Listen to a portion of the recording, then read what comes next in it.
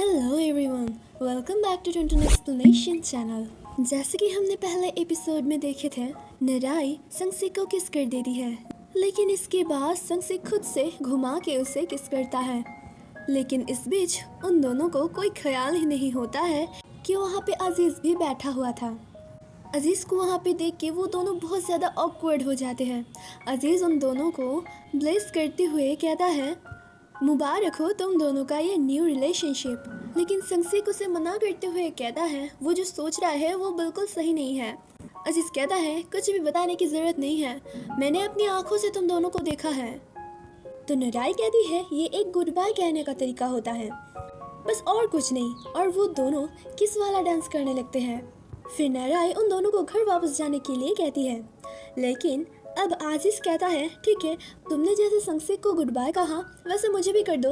तो नराई फ्रेंडली वाला किस उसे कर देती है, लेकिन आजीज़ कहता है ये संगसिक से कुछ डिफरेंट था ना। फिर संगसिक अजीज़ को लेके वहाँ से चला जाता है।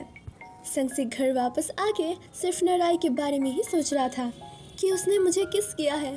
फिर वो सोचता है उसे मैसेज करेगा, लेकिन ये सोच नहीं पा रहा था कि मैसेज क्या करेगा। इधर नराई तो आंसर ढूंढ रही थी कि अगर संगसिक उससे पूछे कि उसने किस क्यों किया था तो वो क्या बताएगी। तभी संगसिक का मैसेज आता है जहाँ पे उसने उसे सॉरी कहा था। और इस सॉरी वाला मैसेज को देख के नराई तो और भी ज़्यादा नाराज़ हो जाती है कि इतना कुछ होने के बाद ये कोई बताने वाला बात हुई भला।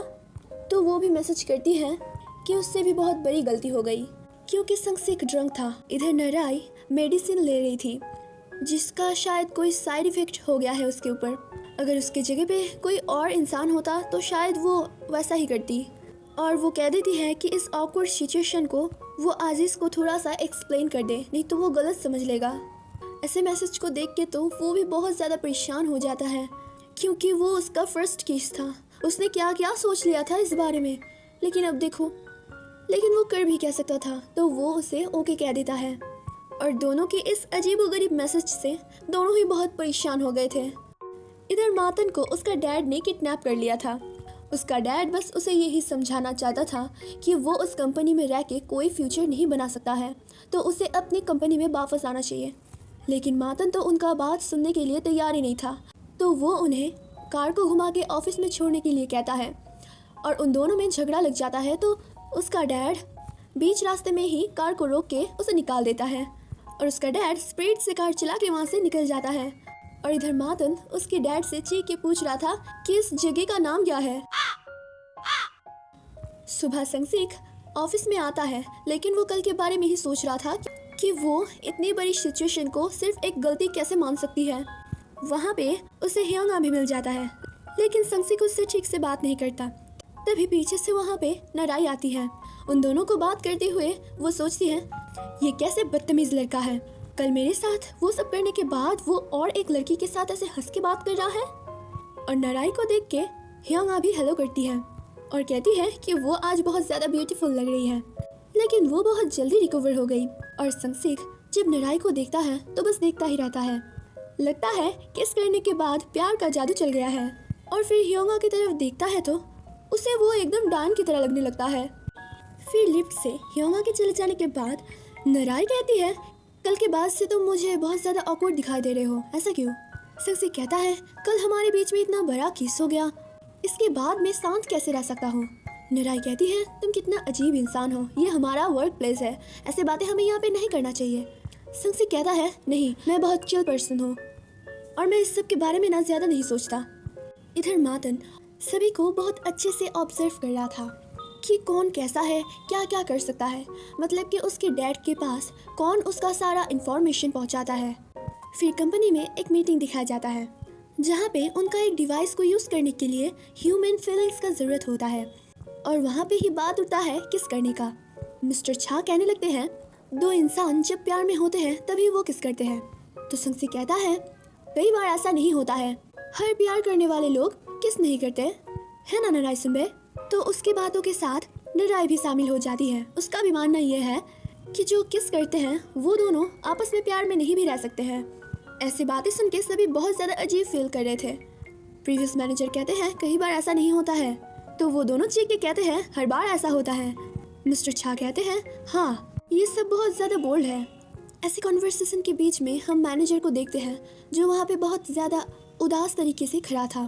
फिर वो अपने कैबिन में आके अपनी नेम प्लेट को देखने लग जाते हैं। फिर हम देखते हैं चेयरमैन का असिस्टेंट उन्हें मार्केटिंग टीम 3 से निकालने का बात करते हैं। इस बात से वो बहुत ज़्यादा परेशान भी हैं। फिर हम एक फ्लैशबैक से जान पाते हैं वो दोनों पहले से ही आपस को पहचानते थे। वो दोनों सेम एज का ही है, दोनों एक साथ स्कूल में भी पढ़ते थे। यहाँ पे नौकरी पे आने के बाद उन दोनों में बहुत अच्छा फ्रेंडशिप चलता था, लेकिन अब ऐसा कुछ नहीं है। जब से उस मैडम का पोजीशन हाई हो गया है तब से वो मैनेजर से बहुत ज़्यादा बदतमीजी से पेश आते हैं। इधर मातन खंगमी को किसी से बात करते हुए सुन लेता है। वो कह रहा था अगर वो $7 किसी को दे देगा तो वो उसके बेटे का सारी बात उसे बता देगा और वो किसी को 8 बजे कहीं पे मिलने के लिए भी कहती है। ऐसी बातें मातन को बहुत ज़्यादा अजीब लगता है और सोच के देखता है उसकी ज़िंदगी का ज़्यादातर बातें खंगमी जानती है। तो वो अपने मैनेजर को कॉल करके कहता है खंगमी के बारे में सब कुछ पता लगाने के लिए कि वो कहाँ से आया है, उसका पेरेंट्स का बैकग्राउंड कैसा है। फिर कुछ देर बाद वो अपने मैनेजर से जाके मिलता है जहाँ पे उसका मैनेजर उसे खंगमी के बारे में सारा रिपोर्ट देता है। जहाँ पे मातन खंगमी का पहले का फोटो देख के बहुत ज़्यादा चकित हो जाता है क्योंकि उस फोटो में खंगमी बहुत ज़्यादा हेल्दी दिखाई दे रही थी। और वहाँ से हम जान पाते हैं खंगमी ने पावर कंपनी में काम पाने के लिए बहुत कुछ की थी, लेकिन हर बार पावर कंपनी से खंगमी को रिजेक्ट कर दिया गया था। इसके बाद मातन अपने मैनेजर से कहता है वो 8 बजे किसी से मिलने वाली है तो हमें भी वहाँ पे जाना होगा, तो काम खत्म होने के बाद तुम मुझे लेने के लिए चले आना। इधर मार्केटिंग टीम 3 को बहुत बड़ा एक प्रोजेक्ट मिल गया था तो वो सब मन लगा के अपने अपने काम कर रहे थे। काम खत्म होने के बाद नाराई जब अपने दोस्तों से बैठ के बातें कर रही थी तब उस दोस्तों से ही उसे पता लगता है कि संगसिक आज एक ब्लाइंड डेट पे जाने वाला है। तो नाराई उनके सामने बहुत ज़्यादा कूल प्रिटेंड करने लगती है जैसे उसे कोई फ़र्क ही नहीं पड़ता। लेकिन वो ये भी कहती है संगसिक कुछ भी कर ले लेकिन उससे कोई भी लड़की नहीं पटने वाली है। और ये सब दूर से संगसिक भी सुन लेता है तो वो खंगमी को चिल्ला के कहता है कि वो लड़की पटा सकता है और वो आज ब्लाइंड डेट पे भी जाएगा। और फिर खंगमी के पास आके उस लड़की का नंबर लेता है जिसके साथ आज वो ब्लाइंड डेट पे जाने वाला है। ऐसे हरकत को देख के नाराई दिल में बहुत ज़्यादा गुस्सा हो रही थी और इस फीलिंग्स को हियांग में भी महसूस कर लेती है। तो वो पूछती है तुम्हारे और संगसिक के बीच में कुछ है क्या, क्योंकि जब तुमने सुना कि संगसिक ब्लाइंड डेट पे जाने वाला है तुमने बहुत अजीब तरीके से रिएक्ट की। तो नाराई कहती है नहीं, बिल्कुल भी नहीं, उस जैसे बेकार लड़के से कौन भला प्यार करेगा, तो मैं तो बिल्कुल श्योर हूँ कि वो किसी को नहीं पटा पाएगा। फिर उनके पास एक मैसेज आता है कि मैनेजर को यहाँ से हटा दिया जाएगा, जो सुन के सभी बहुत ज़्यादा उदास हो जाते हैं।